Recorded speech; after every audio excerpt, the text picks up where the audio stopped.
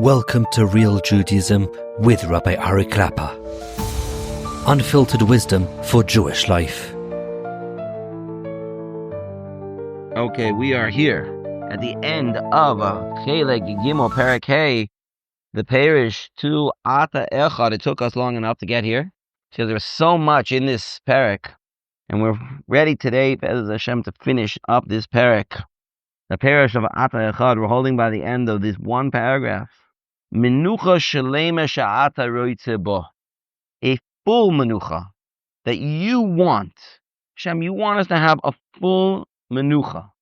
Ze bakasha gedola. We're actually asking something from Hashem.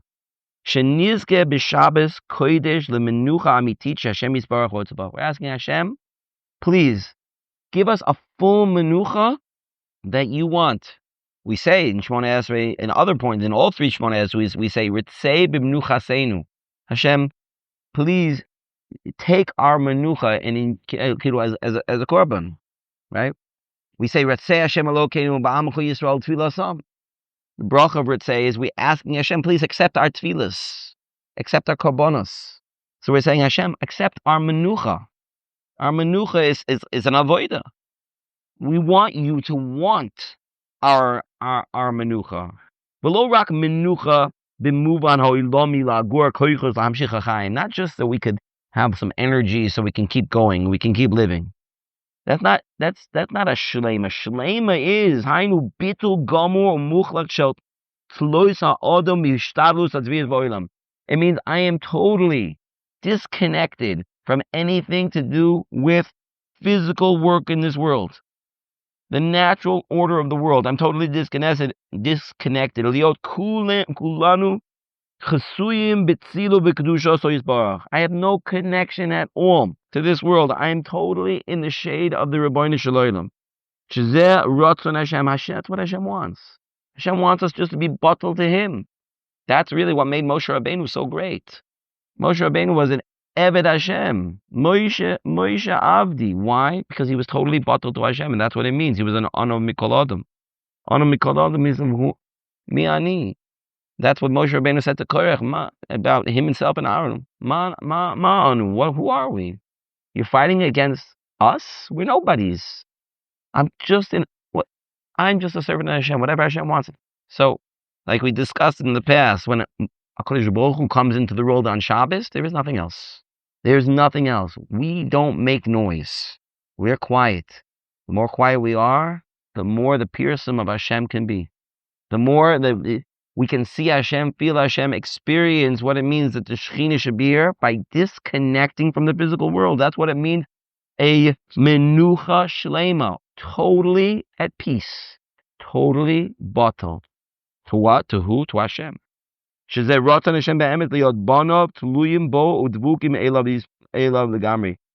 Hashem wants. Hashem wants us to rely on Him. He says, just rely on me. Just trust me. I'm going to take care of you. There's an Orach Chaim HaKadosh in Parshas B'Shalach that says that when Klal Yisrael were Al Yam, and in front of them was the Yam, and behind them were the Mitzrim, and on the sides was the Midbar, and they had no place to go. Talk about being stuck between a rock and a hard place. They didn't have anything to do. So what they do? They davened. And what did Hashem say? Why are you davening? Lama titzak elai. Why are you calling out to me? What do you mean? What do you mean, why are you calling out to me? That's what a Jew does when he's in Taurus. And that's what it meaning is Kobe. Right? Hashem wants us to daven. What does it mean? Why are you calling out to me? What does it mean? Of course, that's what a Jew does. We're in trouble. We daven. That's what we do. Says the Orach Chaim HaKadosh. This situation, you're right. 100%. You're in a tzar. Call out to Hashem. I rely on Hashem. This situation on the Yam, it wasn't good enough. There was such a kitrig in Shemayim. There was so much of a case against Klal Yisrael in Shemayim that some of the Malachi Asharis were saying, why are you saving the Jewish people? Halalu of the Avodah Zarah, halalu of the Avodah Zarah. What's the difference between the Jews and the Mitzrim? They both do Avodah Zarah. Why are you saving them and killing them? That doesn't seem fair to me, God. And that was such a strong case against the Jewish people, the Orach Chaim says that tefillah wasn't even good enough at that point. You need more than that. Tefillah means I'm calling out to Hashem, I'm relying on Hashem. It's only from you, Hashem. They needed more than that. They didn't just call out to Hashem, they had to actually do something to show that they trusted in Hashem. They had to do more than just call out, show me that you trust me. Jump into the Yam. Jump into the Yam. Jump into the Yam. That's crazy. That's suicide. That's what we're going to do. We're going to jump into the Yam. We're going to die. And what did Chazal tell us? There was a whole fight. Who should jump in first? Nachshon Aminadav, Shevet Binyamin. Who should jump in first? And because Hashem wanted to see, you trust me. You trust me. You know how you trust me? Don't do anything. Stop working completely. Don't be involved. Don't be involved with this world at all. I heard a crazy story. Mamish, a crazy story. There's a skula that I heard about. I apologize, I don't remember the source. But I remember reading this story. And the skula behind the story. The skula is that if there's something bothering you before Shabbos, something very, very much bothering you, it could be lightly bothering you, somewhat heavy bothering you. If something is very, very much bothering you before Shabbos, if you can control yourself and the entire Shabbos not think about it even, not think about it at all, that it just doesn't bother you one little bit, nothing, you don't think 1 second about it, and you'll see when Shabbos is over, it was taken care of. The issue is not an issue anymore. I heard this is an amazing skula, and I heard a story. Again, this story must have been many, many years ago. I don't know where, I don't remember where it was, but I think I actually read the story. The story is about something that's upsetting you, or you have a need? Either. This is really one of these crazy stories. You have to confirm the story. I don't remember where I read the story, but I heard this story. The story goes like this. There was once this family, and they had a son. I don't remember, it was one son, 2 sons, but I think it was one son. They had one son.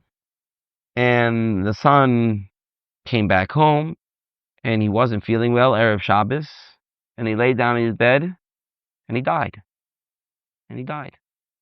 And, Erev Shabbos, what are we going to do? There's not enough time to do anything. And the husband came home and found out what happened. But it's Shabbos already. There's nothing we can do. We'll deal with it after Shabbos. And Shabbos comes, we don't think about it. There's nothing to do. There's nothing to do right now. We don't need to go into the room. And the entire Shabbos was simchadik without even thinking about it. Nothing. There was not one thought. There was simchadik on Shabbos just like any other Shabbos. There's one less person. Come Motzei Shabbos, they went in the room. The boy was alive. The crazy story, right? He was alive. What happened? Right? Sounds like one of these, maybe it was with the Arizal or something like that. I don't know exactly where but that's, so maybe we're not Balei Moifsim, right? We're not miracle workers over here, but this is a tremendous school to remember. You know what Menucha means? Nothing. Menucha Sheleima. Nothing else. There's nothing else there. It's only Hashem.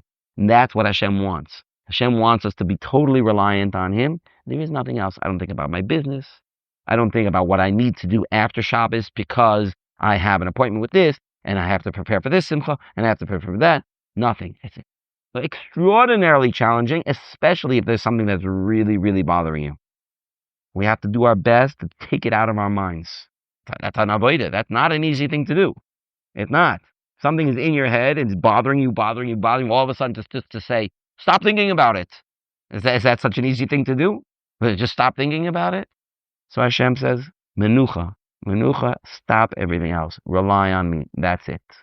The more we can do that, the more we can connect to Shabbos, see, our troubles will go away. Why? It's all in Hashem's hands. That's it. And with Hashem. So what else is there? Yakiru banecha v'yedu ki mi'itchahi menucha sam. Your children should recognize and they should know that it's from you that we have menucha. Shekola nizkar yizkayim rak asher neida anu mahi mitzius menucha Shabbos. We need to know. We need to recognize this is what Shabbos is. We need to teach our brothers. We need to teach ourselves. What is Shabbos? How the rest on Shabbos is different than just taking a nap. than just resting of the rest of the world. If we look at Shabbos as just it's a rest day, that's what it is, right? Pitchers, you can't pitch every day. You have to have rest days in between. So that's what it is. It's a rest day. It's a rest day. You missed out. You missed out. Connect back to HaKadosh Baruch Hu. Totally be mavata yourself to HaKadosh Baruch Hu. That's what Menucha is. Not just I get to sleep late that day.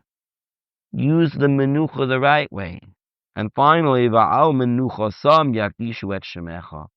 Shalote Menucha Shal Atzlus. That this should not just be a rest because we're lazy. Ad Shiyom Rabrios Ro Ploini Shishomer Shabbos. Kamu Muchar Meisev Shoiskin Tomi Bemenucha Va'atzlus Ve'eno Oisik Bebinyan Oilam. Like we mentioned last week, the Ksav Seifers parish on Nirpin Matem Nirpin. You're a bunch of lazies. That's why you say you want to serve your God. You're just lazy. The world should see. And that's what it means, Yaktishu et Shemecha. We should make a Kiddush Hashem. The whole world should see. When we're resting on Shabbos, it's not because we're lazy. It's because that's the Ratzon Hashem. It's because we want to get closer to Hashem, because we're welcoming Hashem into our lives, into the world. And we're totally bottled to Him. And He says don't work, and that's why we don't work. That is the Menucha of Shabbos. Not just because of laziness. Now, in America, it's the opposite now. Because in America, you have to have 2 days off, not just one. You have to have two. And whenever there's a holiday, it's always going to be on the weekend.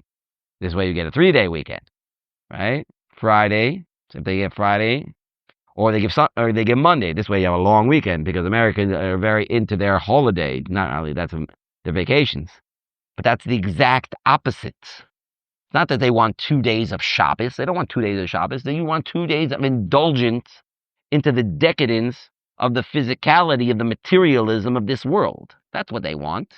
They just want the hedonistic pleasures that come with all the physical things in the world. That's what they want. So if anything, their menucha is a menucha of atzlus. They don't want to work. They just want to have fun. Just want to have a good time. That's not a menucha. You're going to make a Kiddush Hashem by being lazy? No. Right? That we said that Haman, when he wanted to get at us with Achashverosh, and he was telling Achashverosh, you know these people, a bunch of lazies. They don't work for you. They're your servants. You're your slaves, right? But do they really work for you? No, they take off. You know how many days they take off? They take off for this thing called Pesach. They take off for this thing called Shabbos, right? This is a big challenge for people who are doing residency, or they're studying to be a doctor. They finished their medical school. They have to go do residency, and they have to go to some place, And how come the Jew always gets to leave early on Friday? How come he gets off on all of his holidays? Right? That's not fair. How come? Right?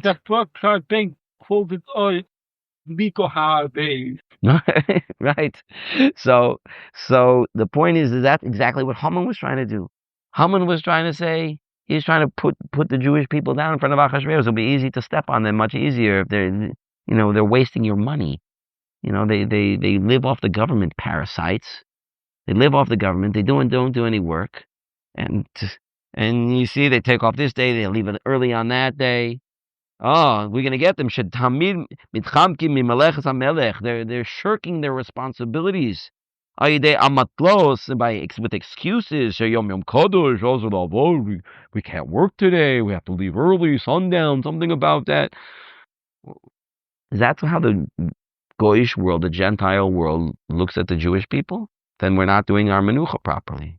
When there's a tzvila, Hashem, our menucha should be a Kiddush Hashem. Our menucha, the world should see that the menucha is not because we're lazy. It's because it's your will. It's because we're greeting you.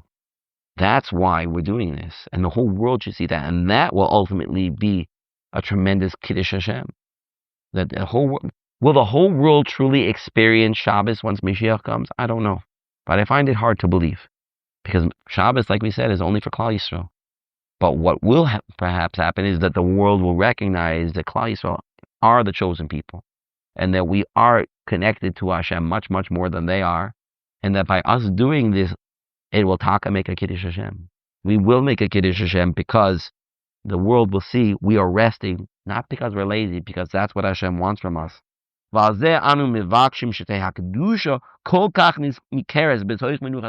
Kedusha, in our resting, in our being, again, not because we're sleeping, because we ate too much cholent.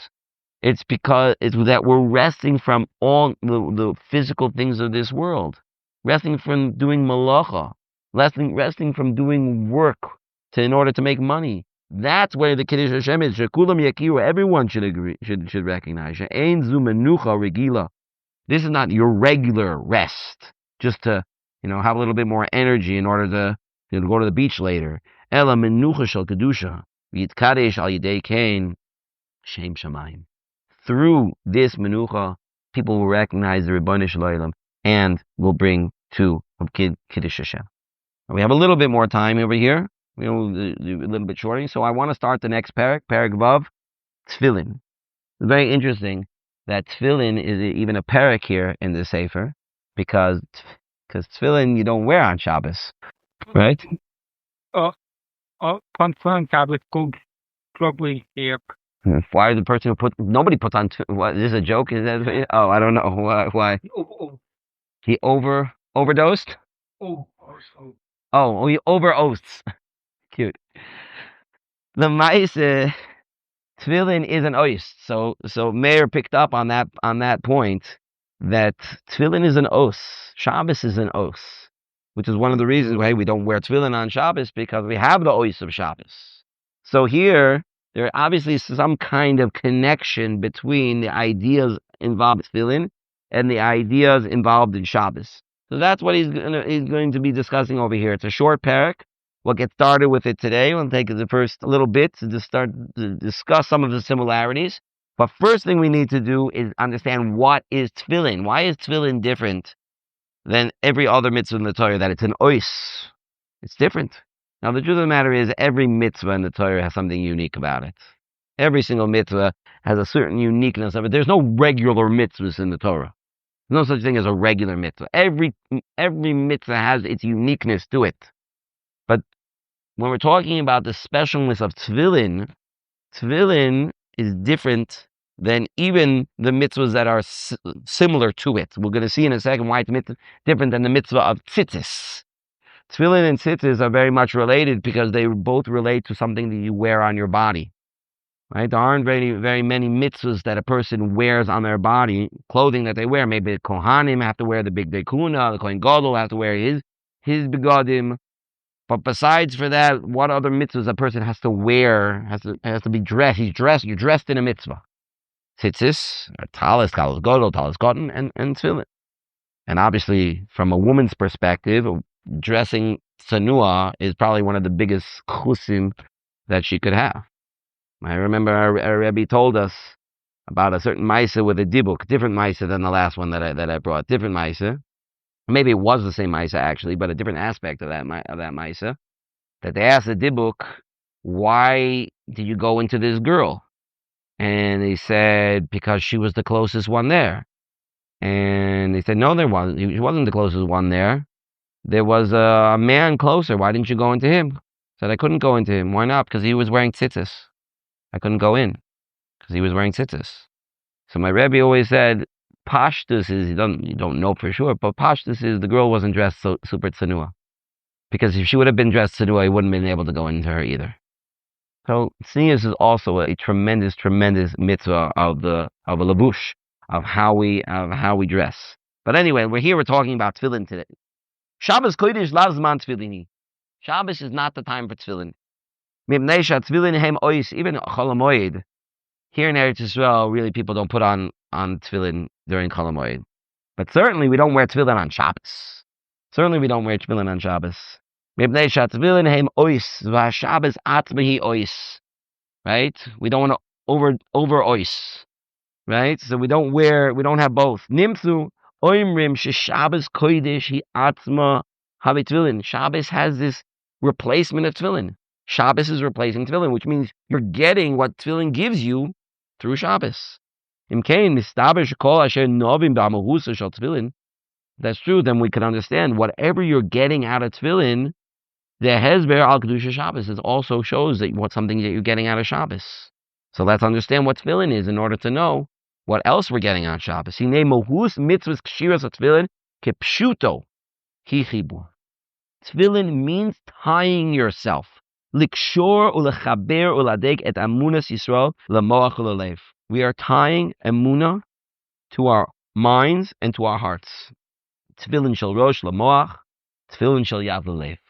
That's what we're doing. We're tying the emunah to us, right? The tefillin, both the shel yad and the shel rosh have 4 parshias, and those 4 parshias speak very, very greatly about emunah. Emunah Hashem, Shema Yisrael, one of the 4 parshas in both tefillin. We are tying the emunah that we have with tefillin to ourselves.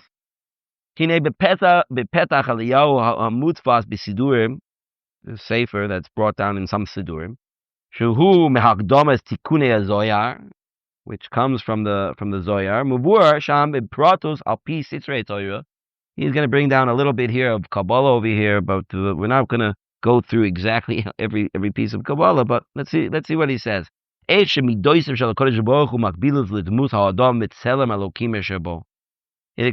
in the Sisrei Torah how the midos of HaKadosh Baruch Hu are doime to a man, to his tzelem Elokim. These things are the hidden parts of Torah, which means we're not going to go through them now. We're not going to explain them. Just understanding what the simple words mean. Yesh lilmod chidush gadol v'yafeh be'inyan tefillin. You can learn a very big chiddush about tefillin from the words of this piece of Tikkun Zohar. Mavur sham ech chesed d'ru'ua yemina, gevua d'ru'ua smala. What does that mean? Chen shar chelkei adam. Kashem mavur inyan haketer, oimer gugulusa hi hakarkafta d'monach about tefillin, hainu roish im tefillin. There's something called keter, right? Keter is the area above.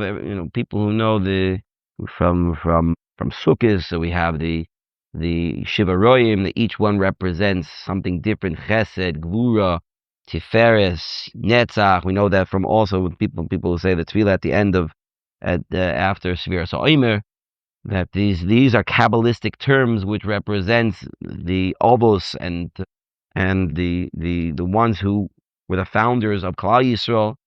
So there's something above that called Keter, and it's represented in the human being. If you delve into a little bit into Kabbalah, not that I claim to be such an expert in Kabbalah, but you'll see that this format of Kabbalah that has Chesed, Gvura, Tiferes is actually in the form of somewhat of like a human being, and it's a mashal to a human being. So there's something above the human being which is called the keter, the crown. In other words, if you represent it as a human being, then the head is the rosh, and then there's on top of that, that's the crown. So what's he coming to explain over here?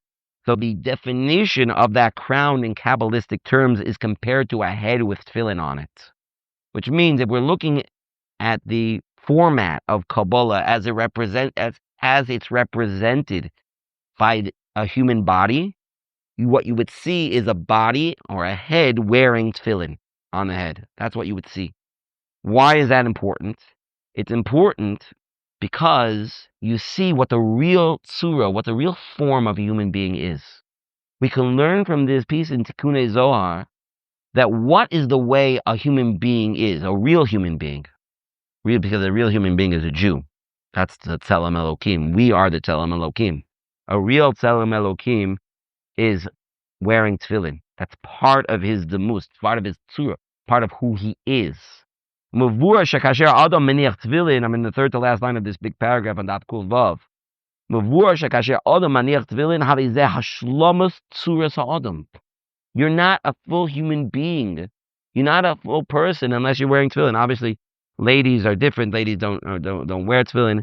And the truth of the matter is that it's very pashut that HaKadosh Baruch Hu created a woman from the tzela, from a part of man, which means be'etzim, a husband and wife are be'etzim one neshama. They're one goof. Hashem created them to be that way. And that's what the pasuk says. Vayula basar echad. They should be one being, and therefore it's also the same reason for a woman doesn't have a bris milah, because she's one being with her husband. So the bris milah of the husband applies to the wife as well. So we don't have to ask a question necessarily why a woman doesn't wear tefillin. She doesn't have to wear tefillin because she's connected to her husband who's wearing tefillin. But I'm not going to. That's I'd con that topic. Maybe a different time in a different place in a different year. So tefillin is the demus of a human being, the tzura of Adam. Moshe has royus v'shachel guf heimachelek mitzuras Adam. Just like you have arms, just like you have legs, so too the tefillin. Tefillin heimachelek me'etzem tzuras Adam. That's a fantastic idea. You are not a complete human being without tefillin. V'zeh matzanu rak b'tefillin. This is what the uniqueness of tefillin is. For example, Sham tiferes gufa lo amar gufa im tzitzis. When it says tiferes gufa, this idea that the glory of the goof, it's not talking about a goof that's wearing tzitzis. Not because you're wearing tzitzis. Tzitzis is a wonderful mitzvah. It's a fantastic mitzvah. It's probably one of the easiest mitzvahs in the Torah. When I was growing up, there was this ad called "Set It and Forget It." You put on your tzitzis, that's it. Every second you're getting mitzvahs all year round, all day long. Ad kedei kach, that there's a rush in Masechah Sukkah that asks a question. It says we have a kalal oisik b'mitzvah patim in a mitzvah. If you're involved with one mitzvah, you're patim from a different mitzvah. So does that mean if I'm wearing tzitzis, I'm patim from all the mitzvahs in the Torah? That's it. I wear tzitzis, I don't have to do any other mitzvahs. So he says no. Even though you are being makayim a mitzvah, because you're not oisik in it, you're not actively doing the mitzvah, so you're still chayiv in other mitzvahs. You're not potter. But there's a havamina. You're doing a mitzvah every second when you're wearing tzitzis. Every second. It's the easiest mitzvah in the world. What do I have to do? Put it on. Forget it. Go around your whole life. Do everything that you need to do. It's such an easy mitzvah. Why don't people take advantage? I don't know. Every second you can every moment. But tefillin is not tzitzis. If you're not wearing tzitzis, it's not like you're not a human being. It's not like you're missing something. You're missing an arm if you're not wearing your tzitzis. Oh, guf kodesh shelo ochel nevelis gedoyma, or your body doesn't eat the velis and treifas. Baruch Hashem, we don't eat these things. Shaguf hu shleimus la'atzmo.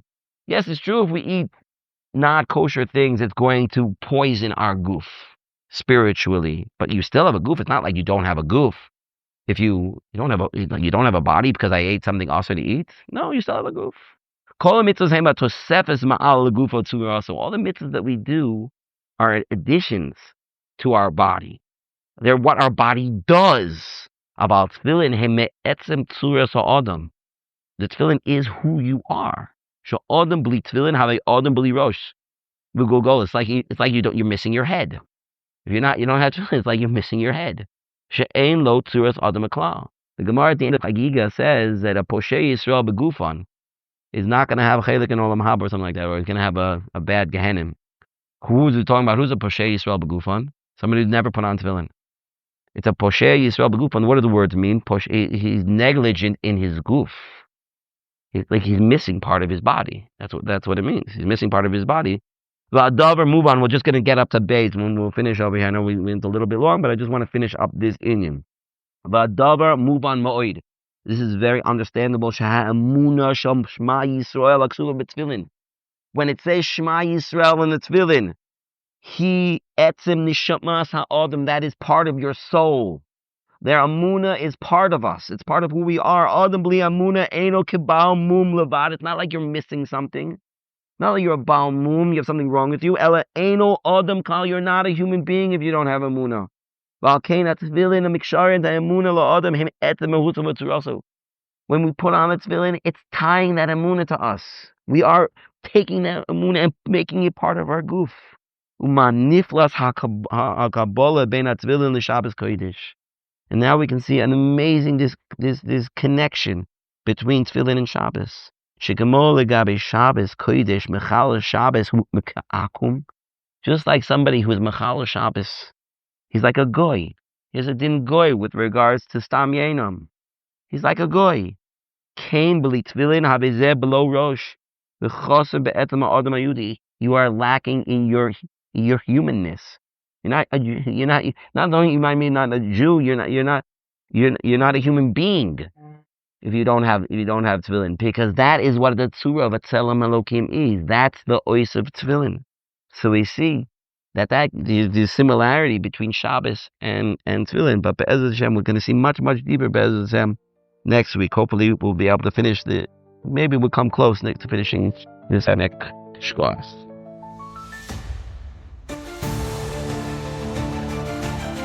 Thank you for joining Real Judaism, where we explore Torah's wisdom for real life. Created by J Foundations and produced by Eli Podcast Productions.